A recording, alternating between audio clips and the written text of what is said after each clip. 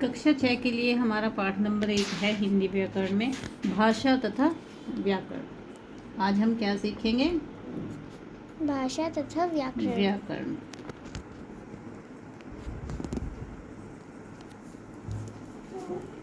भाषा क्या होती है? इन चित्रों को हम देख के जैसे अंदाज़ा लगा सकते हैं, वो भी दिखना चाहिए। इन चित्रों को देख के हम अंदाज़ा लगा सकते हैं कि ये क्या कर रहे हैं। वो सिर्फ एक अंदाज़ा होगा जब तक वो बोल कर।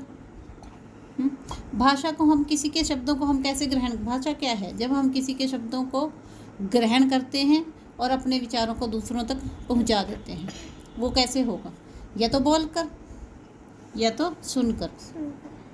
किसी और के विचार हमें ग्रहण करने हैं तो उसके लिए हमें सुनना पड़ेगा, और अपने विचार दूसरे को बताने हैं तो उसके लिए हमें बोलना पड़ेगा।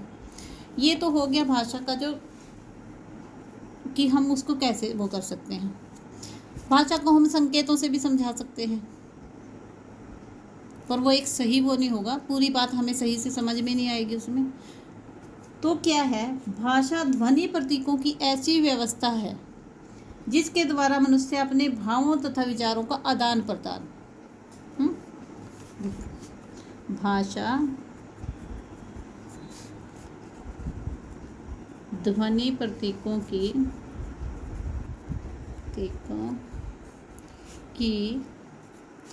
एक ऐसी व्यवस्था है, प्रणाली है, व्यवस्था है जिसके द्वारा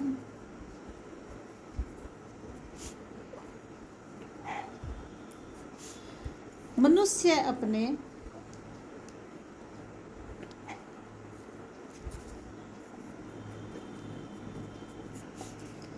भावों तथा विचारों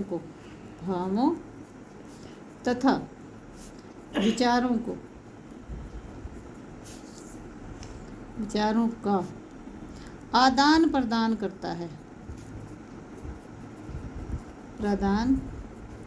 करता है। ये क्या है? भाषा। ठीक है कि जब हम बोलते हैं तो हमारे विचार दूसरों तक पहुंचते हैं, जब हम सुनते हैं दूसरों के विचार हम ग्रहण करते हैं। इसे क्या कहते हैं? भाषा। वैसे तो भाषा पशु पक्षियों की भी होती है, जानवरों की भी होती है, हमारी भी है, पर हम उनकी भाषा नहीं समझ सकते। वो हमारी नहीं समझ सकते, हम उनकी नहीं समझ सकते, क्योंकि हमने अपनी भाषा के लिए कुछ प्रतीक चिन्ह बनाए हैं जानने के लिए। अब भाषा के दो रूप हैं। भाषा के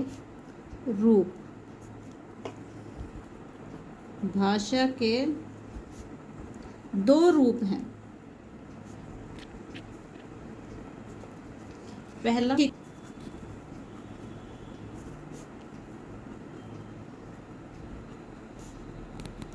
जहां मनुष्य बोलकर या सुनकर एक दूसरों के विचारों का आदान प्रदान करता है, वो क्या है? मौखिक भाषा। दूसरी है लिखित भाषा।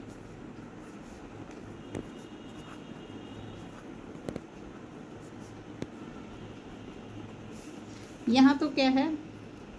बोलकर या सुनकर विचारों का आदान प्रदान करते हैं। कैसे? हम बोलेंगे तो हमारे विचार दूसरे तक जाएंगे, दूसरा बोलेगा तो उसके विचार हम सुनेंगे, हमारे तक आएंगे। दूसरी है लिखित भाषा। लिखित भाषा में जब हम अपने विचार लिख कर या पढ़कर, जब हम अपने विचारों का आदान प्रदान लिख कर या पढ़कर करते हैं तो वो क्या है? भाषा का लिखित रूप है। भाषा का लिखित रूप बहुत बड़ा है, जैसे समाचार पत्र, कहानी लेखन, लेख, पुस्तक, पत्रिका, सूचना पत्र, ये सब क्या है? भाषा के लिखित रूप हैं। अब देश दुनिया में क्या हो रहा है वो लिखित रूप में हमारे तक कैसे पहुंचेगा? न्यूज़पेपर से, समाचार पत्र हम पढ़ेंगे। उसके बाद है लिपि। हर भाषा की अपनी लिपि होती है। हर भाषा की अपनी लिपि। लिपि क्या होती है? भाषा के जो चिन्ह है उनको लिखने का ढंग।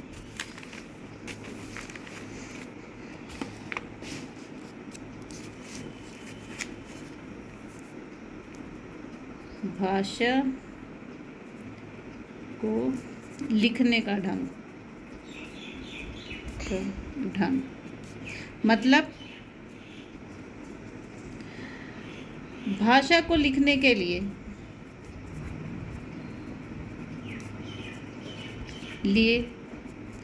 हमने कुछ प्रतीक चिन्ह बनाए हैं। प्रतीक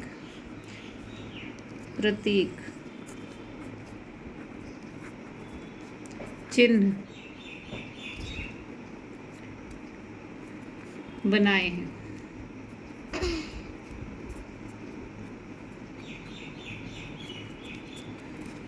भाषा को लिखने के लिए जो हमने चिन्ह बनाए हैं उनको क्या कहते हैं? लिपि।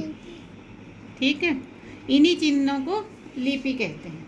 और हर भाषा की इस प्रकार भाषा लिखने का ढंग क्या है? भाषा को लिखने का ढंग, ये लिखा ना मैंने, भाषा को लिखने का ढंग क्या है? लिपि कहलाता है। प्रत्येक भाषा की अपनी लिपि होती है और एक लिपि में कई भाषाएं भी लिखी जा सकती हैं। जैसे हिंदी भाषा की लिपि देवनागरी है। हिंदी भाषा की लिपि देवनागरी है, जो ब्राह्मी लिपि से विकसित हुई है। ब्राह्मी लिपि संस्कृत की लिपि है ना? हाँ, जो ब्राह्मी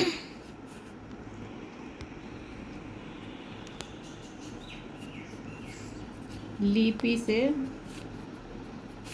विकसित हुई है।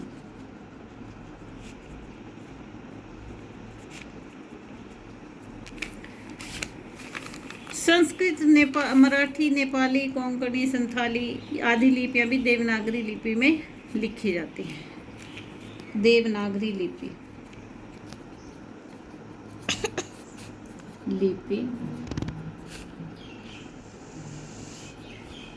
हिंदी भाषा की लिपि है। ठीक है, की लिपि है। इसके अलावा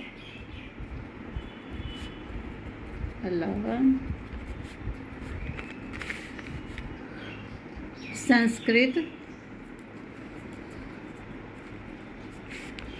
मराठी,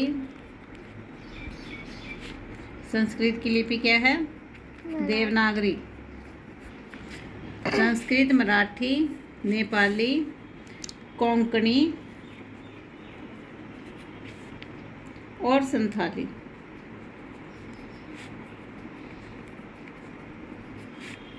भाषाओं की लिपि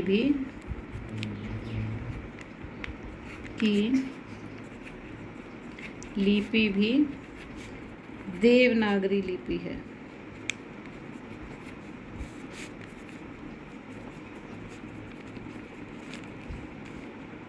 ठीक है, बाकी भाषाओं की लिपि आपको पता होनी चाहिए। जैसे अंग्रेजी की क्या है? पढ़ाया था ना मैंने आपको। फारसी। अंग्रेजी की रोमन लिपि।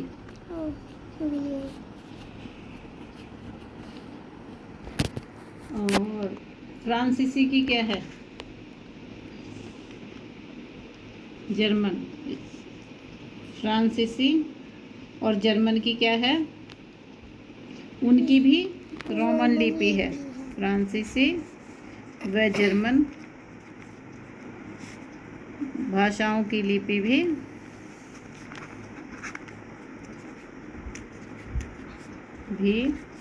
रोमन लिपि है।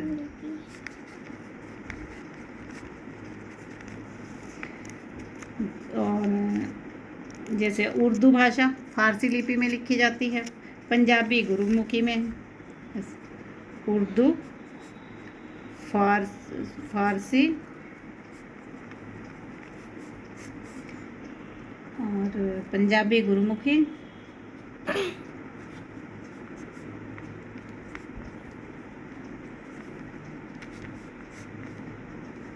बंगाली बांग्ला,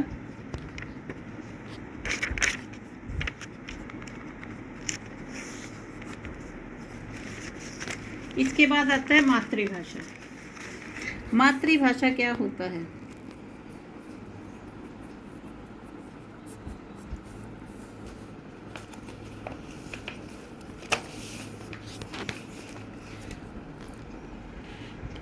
अब क्या मातृभाषा क्या है? जो बच्चा अपनी माँ से, अपने परिवार से सीखता है। जैसे अगर कोई बच्चा पंजाब में पैदा हुआ, पंजाबी परिवार में पैदा हुआ, तो वो उसकी मातृभाषा क्या होगी? पंजाबी, क्योंकि वो अपने परिवार से पंजाबी ही सीखेगा। अगर कोई बच्चा क्रिश्चियन फैमिली में पैदा हुआ तो वह इंग्लिश सीखेगा। कोई हिंदू परिवार में पैदा हुआ जहाँ पे उसका परिवार हिंदी बोलता है तो वो हिंदी सीखेगा। अगर कोई साउथ में है तो तमिल, मलयालम, जो भी उनकी मातृभाषा होगी तो बच्चा भी वही सीखेगा। उसे जो अपने फैमिली से, अपने बैकग्राउंड से जो भाषा सीखते हैं बच्चे, वो क्या होती है? उनकी मातृभाषा। मातृभाषा वह भाषा होती है, मातृभाषा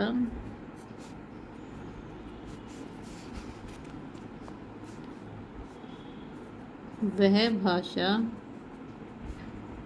होती है जिसे बच्चा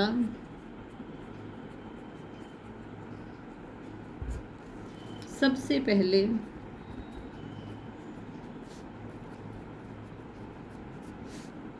घर में अपने परिवार तथा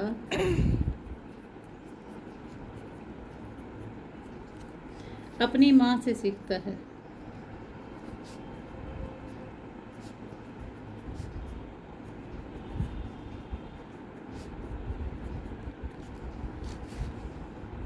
उसके बाद आती है बोल। मातृभाषा के बाद क्या आती है? बोली। बोली क्या है? ये भाषा का एक अल्प विकसित रूप है जो एक सीमित क्षेत्र में बोला जाता है। बोली में साहित्य रचना नहीं होती, जैसे होती भी है तो बहुत कम होती है। जैसे हरियाणवी, कन्नौजी, कुमाऊनी आदि, ये क्या है? बोलियां हैं। खड़ी बोली पहली बोली थी। खड़ी बोली क्या थी? मतलब स्वतंत्रता संग्राम के आसपास खड़ी बोली क्या थी? बोली थी एक। उस स्वतंत्रता संग्राम के बाद ये धीरे धीरे एक भाषा के रूप में विकसित हो गई। उससे पहले, स्वतंत्रता संग्राम से पहले ही होने लग गई थी। 1930 के आसपास मतलब धीरे धीरे इसने हिंदी भाषा का रूप ग्रहण करना शुरू कर दिया था। उससे पहले हमारे ग्रंथ जो भी मतलब लिखते थे कवि, अवधी में, ब्रज में, संस्कृत में, इन सब चीज़ों में लिखते थे। फिर धीरे धीरे करके खड़ी बोली ने अपना हिंदी भाषा का रूप धारण करना शुरू कर दिया और ये आज जो खड़ी बोली है वो आज हिंदी भाषा के रूप में जानी जाती है। बोली समझ में आ गया ना, जो छोटे छोटे क्षेत्रों में बोली जाती है। और खड़ी बोली मैंने आपको बताया कि कैसे धीरे धीरे करके हिंदी भाषा बन गई और आज हमारी राष्ट्रभाषा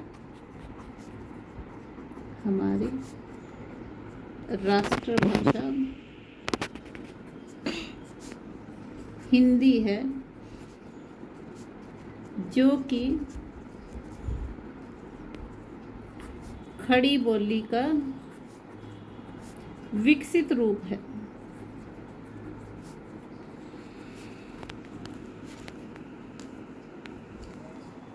राजभाषा भी किसे कहते हैं? जो हमारी राष्ट्रभाषा है? राजभाषा सरकारी कामकाज, अदालतों तथा राजकीय प्रयोजनों में जिस भाषा का प्रयोग किया जाता है।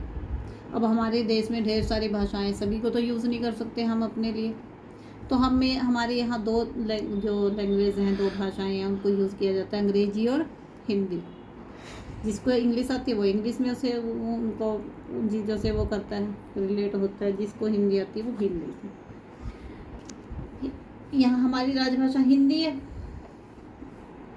वो भारतीय संविधान द्वारा 14 सितंबर 1949 को 14 सितंबर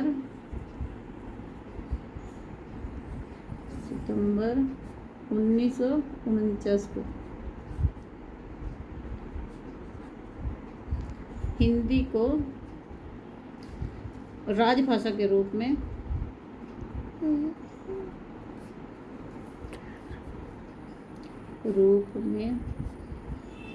मान्यता मिली। ठीक है। 14 सितंबर को हम क्या करते हैं? हिंदी दिवस मनाते हैं। Very good. 14 दिसंबर को हम हिंदी दिवस के रूप में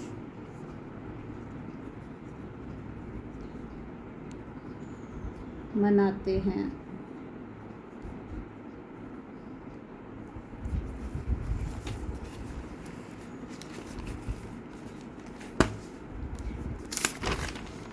अब लेसन का क्या नाम था? भाषा तथा व्याकरण। व्याकरण। भाषा हमने कर लिया, समझ में आ गया अच्छे से। अब हम क्या करेंगे? व्याकरण।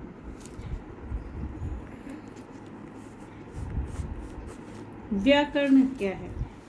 किसी भाषा को बोलते व लिखते समय हम कई बार अशुद्ध शब्दों का प्रयोग करते हैं, अशुद्ध वाक्यों का प्रयोग करते हैं। इस अशुद्धि का कारण भाषा के नियमों की जानकारी ना होना, भाषा को शुद्ध रूप से लिखने की जानकारी ना होना। जब हम भाषा को शुद्ध रूप में लिखने की, शुद्ध रूप में बोलना, पढ़ना व लिखना सीखते हैं, वो हमें कौन सिखाता है? व्याकरण।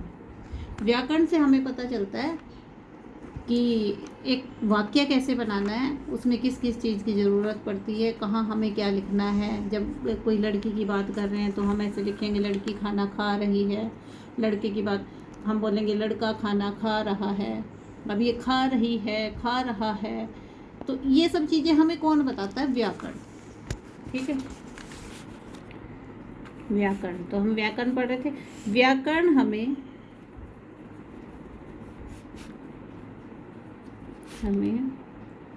भाषा का शुद्ध रूप बोलना,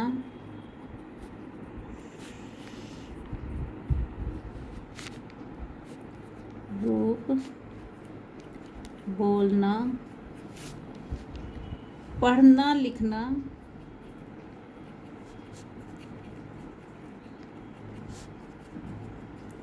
सिखाता है। व्याकरण के विभाग।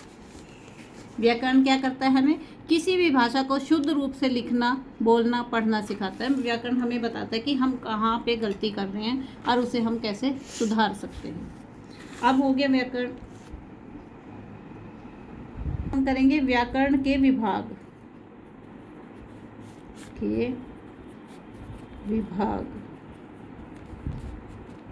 व्याकरण के 3 विभाग हैं।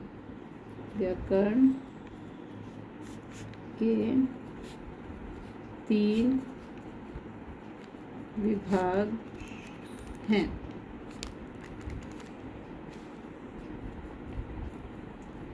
पहला, वर्ण विचार।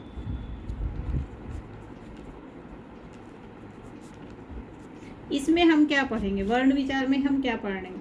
वर्ण विचार में वर्णों के आकार, उच्चारण, कैसे उनको बोलना है, वर्गीकरण, कैसे उनका वर्गीकरण करना है, संधि आदि के नियमों पर विचार किया जाता है, और कैसे संधि क्या होती है? जोड़ना, कैसे उनको जोड़ा जाता है। वर्ण विचार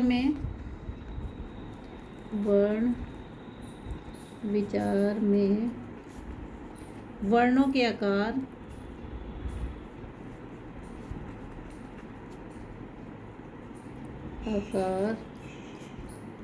उच्चारण,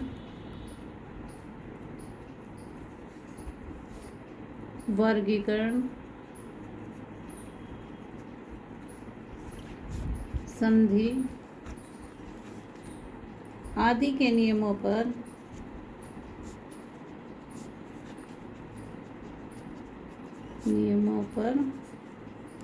विचार किया जाता है।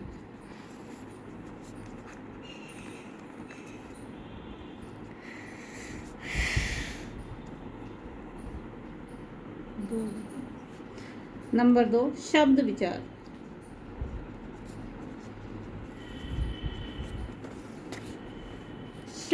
शब्द विचारों में क्या है? यहाँ हमने वर्णों के बारे में जाना था। वर्ण विचार में, शब्द विचार में क्या? हम शब्दों के बारे में जानेंगे। शब्द विचार में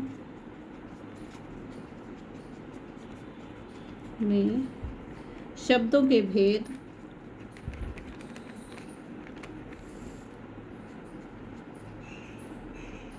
उत्पत्ति, रचना संबंधी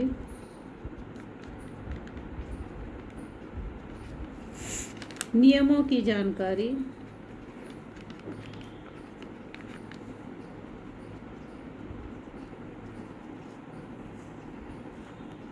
प्राप्त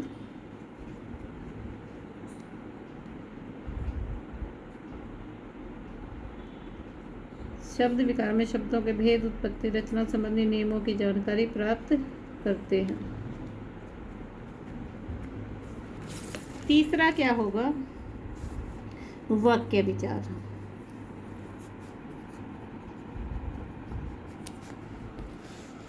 वाक्य विचार में वाक्यों के भेद,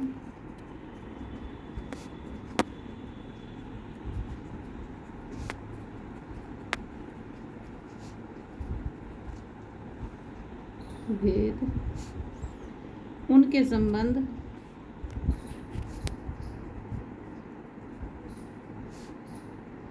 विश्लेषण, संश्लेषण,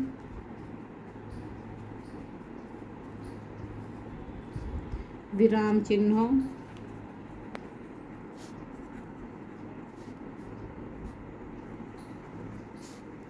आदि की जानकारी दी जाती है।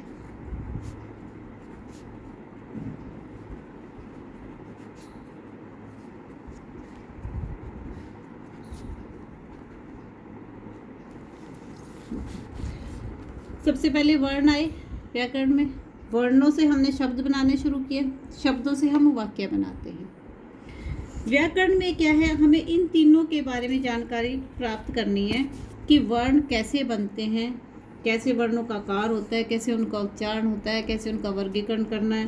फिर हमने शब्द बनाने शुरू किए, शब्द कैसे बनाते हैं, उन शब्दों के भेद कितने हैं, वो कैसे बनने शुरू हुई, उनकी रचना कैसी है, उसके बारे में जानकारी प्राप्त करेंगे। फिर वाक्य विचार में हम वाक्यों के भेद क्या हैं, उनके संबंध, उनके संश्लेषण विश्लेषण कैसे हैं, विराम चिन्ह कैसे लगाने हैं, उन सब के बारे में जानकारी प्राप्त करेंगे। तो आज का पाठ यहीं पे समाप्त करते हैं, कल नेक्स्ट चैप्टर शुरू करेंगे। Thank you.